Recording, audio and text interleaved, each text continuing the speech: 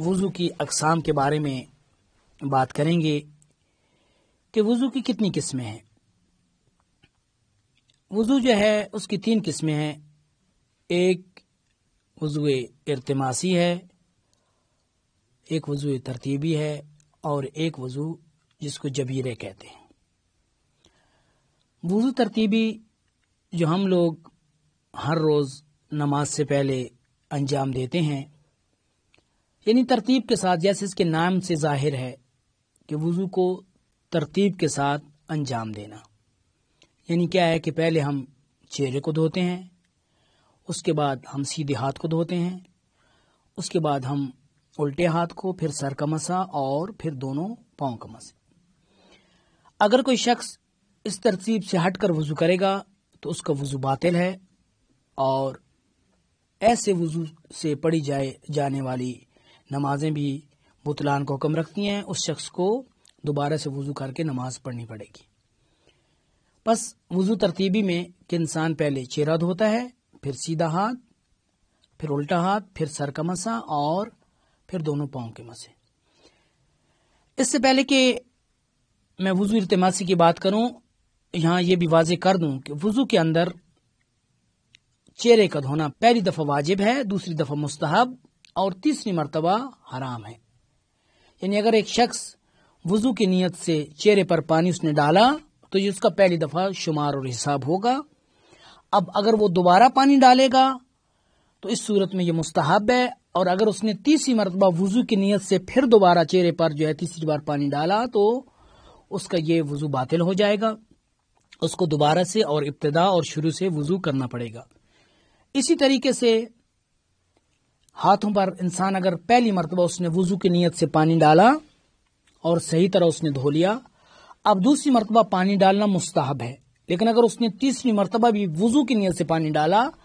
تو اس شخص کا وضو باطل ہے، اس کو دوبارہ سے وضو کرنا پڑے گا۔ مرد اور خواتین کے وضو میں کسی قسم کا مقدار کے لحاظ سے اور طریقہ کار کے لحاظ سے کوئی فرق نہیں ہے۔ بس ایک فرق ہے، وہ یہ ہے کہ مستحب ہے کہ مرد جب پہلی دفعہ پانی ڈالے تو وہ کونی پر ڈالے باہر کی طرف، اور خاتون جب پہلی دفعہ پانی ڈالے تو وہ اندر کی طرف پانی ڈالے۔ یہ مستحب ہے کہ اگر مرد ڈال رہا ہے پانی تو جب پہلی مرتبہ واجب کی نیت سے دھو رہا ہے تو وہ کونیوں پر ڈالے، اور خواتین جو ہے وہ پہلی مرتبہ پانی جو ہے وہ اندر کی طرف ڈالیں، اور پھر جو ہے دوسری مرتبہ اگر مستحب کی نیت سے ڈالنا چاہتی ہیں تو وہ پھر باہر کی طرف ڈالیں گی۔ اس کے علاوہ مرد اور خواتین کے وضو میں مقدار طریقہ کار کے لحاظ سے کسی قسم کا کوئی فرق نہیں ہے۔ وضو ترتیبی کے بعد دوسرا ارتماسی اور ترتیبی میں فرق کیا ہے؟ ترتیبی میں یہ ہوتا ہے کہ انسان اعضائے وضو پر خود پانی ڈالتا ہے، لیکن ارتماسی میں کیا ہوتا ہے کہ انسان وضو کی نیت سے پانی جو ہے اعضاء پر نہیں ڈالتا بلکہ اعضاء کو ایک حوض کے اندر، ایک بڑے ٹب کے اندر ڈبوتا ہے۔ اس کو کہتے ہیں وضو ارتماسی۔ اس کا طریقہ کار کیا ہے؟ اس کا طریقہ کار یہ ہے کہ انسان وضو کی نیت سے چہرے کو پانی میں ڈالے پیشانی کی طرف سے اور ٹھوڑی کی طرف سے باہر نکال لے۔ یعنی یہ نہیں ہے کہ ایک دفعہ آپ نے ایسے پورا چہرہ اندر ڈال دینا، یعنی ایسے ڈالیں کہ پیشانی کی طرف سے آپ نے چہرہ ڈالا اور ٹھوڑی کی طرف سے اس طریقے سے باہر نکالنا ہے۔ لیکن اگر کوئی اس کے برعکس انسان چہرے کو ٹھوڑی کی طرف سے پانی میں ڈبوئے گا اور پیشانی سے نکالے گا تو اس کا وضو باطل ہے۔ اسی طریقے سے چہرے کے بعد ہاتھوں کی باری آتی ہے کہ انسان وضو کی نیت سے جو ہے کونی سے اس طریقے سے اس ٹب کے اندر ڈالے گا ہاتھ کو اور اس طریقے سے باہر نکال لے گا۔ لیکن اگر کوئی انسان ایسے پورا ہاتھ رکھ دے گا یا ہاتھوں کی طرف سے جو ہے پانی، ہاتھوں کو ڈبوئے گا پانی میں اور کونی سے نکالے گا تو اس شخص کا وضو باطل ہے۔ کونی سے وضو کے لیے پانی کے اندر کونی کو ڈالنا ہے وضو کی نیت سے، اور ہاتھ کی طرف سے اس کو باہر نکال دینا ہے۔ سوال یہ کہ اگر ایک انسان چہرے کو ترتیبی دھوتا ہے، یعنی اس نے اپنے ہاتھوں سے پانی لیا، چلو میں پانی لیا اور چہرے کو دھو لیا، اور ہاتھوں کو ارتماسی دھونا چاہتا ہے تو اس میں انسان کا وضو ٹھیک ہے، اور اس طریقے سے وضو باطل نہیں ہوتا بلکہ انسان کا وضو صحیح ہے۔ اس کے اندر ایک اور سوال یہ ہے کہ اگر ایک انسان نے اپنا چہرہ اپنے ہاتھوں کو پانی میں ڈبو دیا، اب ان کو باہر نکالنا چاہتا ہے، تو آیا وہ باہر نکال سکتا ہے اور اس کا وضو ٹھیک ہوگا؟ تو بعض مراجع کے نزدیک احتیاط واجب کی بنا پر ایسا وضو جو ہے وہ ٹھیک نہیں ہے کہ انسان نے پہلے چہرہ ڈبویا ہوا ہے اور اب وہ وضو کی نیت سے باہر نکالے، بلکہ نہیں، پیشانی سے ڈالتے وقت آپ کی نیت ہونی چاہیے کہ میں وضو کی نیت سے جو ہے پیشانی کو اس پانی کے اندر، اس ٹب کے اندر ڈبو رہا ہوں اور ٹھوڑی کی طرف سے باہر نکال لینا ہے۔ یعنی اس طریقے سے اگر انسان کی یہ پیشانی اور یہ ٹھوڑی ہے تو انسان نے اس طریقے سے ٹب کے اندر جو اپنا چہرہ ڈبونا ہے اور اس طریقے سے اس نے اس کو باہر نکال لینا ہے وضو کی نیت سے۔ اس کے بعد جب اس نے اپنے چہرے کو اور اپنے دونوں ہاتھوں کو ارتماسی طریقے سے دھو لیا، اب جو تری بچے گی اس سے اس نے اپنے سر کا مسح کرنا ہے اور اپنے دونوں پاؤں کا مسح کرنا ہے۔ بعض اوقات یہ سوال کیا جاتا ہے کہ اگر انسان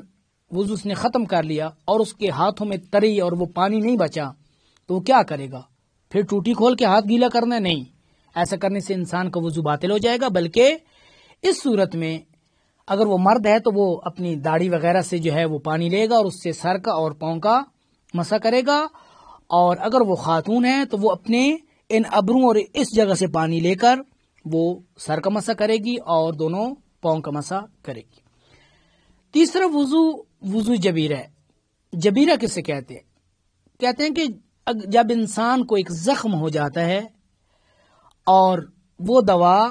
اور وہ پٹی بینڈیج جسے کہتے ہیں اس زخم پر باندھی جاتی ہے، اس کو کہتے ہیں جبیرہ۔ بس اس زخم کی صورت میں جو وضو کیا جاتا ہے اس کو کہتے ہیں وضو جبیرہ۔ یعنی جب انسان کو اعضائے وضو میں سے، اعضائے مس میں سے جہاں پہ مسح کیا جاتا ہے، کوئی زخم ہو گیا اور اس نے اوپر وہ دوا لگائی اور دوا کے بعد اوپر پٹی باندھی، اس صورت میں جو انسان جب وضو کرتا ہے تو اس کو کہتے ہیں وضو جبیرہ۔ اب اس کا طریقہ کار کیا ہے اور کس طریقے سے وضو جبیرہ کو انجام دینا ہے؟ اگر اعضائے وضو میں سے کسی جگہ انسان کو زخم ہو گیا، مثلا ہاتھ پہ زخم ہو گیا، اب اس نے وضو کرنا ہے، نماز کا وقت آ گیا اور دوا بھی لگی اور پٹی بھی باندھی ہے، اگر اس پٹی کا کھولنا ممکن ہے تو اس کو پٹی کھول کے جو ہے یہاں سے پورا ہاتھ دھوتے ہوئے آئے گا اور اس زخم کے سائڈوں سے دھو کر اس زخم کے اوپر آرام سے ہاتھ مار لے گا، اگر ایسا کرنا ممکن ہے تو، یعنی پٹی کھولنا ممکن ہے اور اگر ہاتھ لگائے گا یا اس کو دھوئے گا تو کیا ہے اس کا زخم خراب نہیں ہوگا، تو اس صورت میں کھول کے اس طریقے سے دھونا واجب اور ضروری ہے۔ لیکن اگر پٹی کھولنا ممکن نہیں ہے اور اگر پانی لگائیں گے تو زخم خراب ہو جائے گا، تو اس صورت میں کیا کرنا ہے کہ یہاں سے اگر مثلا انسان کونی دھو کے لا رہا ہے اور یہاں پہ زخم اور پٹی بندھی ہے تو جب یہاں پر پہنچے گا تو اس پٹی کے اوپر جو ہے گیلا اپنا ہاتھ مارے، اس کو کہتے ہیں وضو جبیرہ۔ یعنی اس زخم کے اوپر لگی پٹی اور دوا کے اوپر جب انسان اپنا ہاتھ مارتا ہے تو اس کو کہتے ہیں کہ یہ وضو اس نے جبیرہ کیا ہے۔ اگر انسان کے اکثر اعضائے وضو پر وہ زخم ہے اور پٹیاں بندھی ہیں تو وضو کے ساتھ تیمم بھی ضروری ہے۔ لیکن اگر انسان کے مسح کرنے کے مقام سر پر یا پاؤں پر زخم ہے اور زخم کھلا ہوا ہے اور انسان اس کے اوپر مسح نہیں کر سکتا، تو ایسی صورت میں ایسے وضو کرنے کے ساتھ تیمم کرنا بھی ضروری ہے۔ یعنی انسان کے سر پر زخم ہے اور زخم کھلا ہوا ہے تو اس صورت میں کیا کرے گا؟ وہ وضو کرے گا اور ہلکا سا ہاتھ مارنے کے بعد اس پر اب اس نے اس کے بعد تیمم بھی کرنا ہے۔ والسلام علیکم ورحمۃ اللہ وبرکاتہ۔